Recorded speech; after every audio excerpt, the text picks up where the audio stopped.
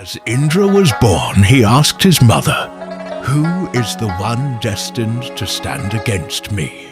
She spoke of Vritra, the power that held the waters and the world in silence.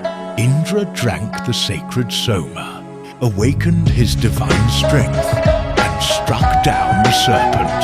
From that first victory was revealed Vrita, the eternal order, where chaos and creation find their balance.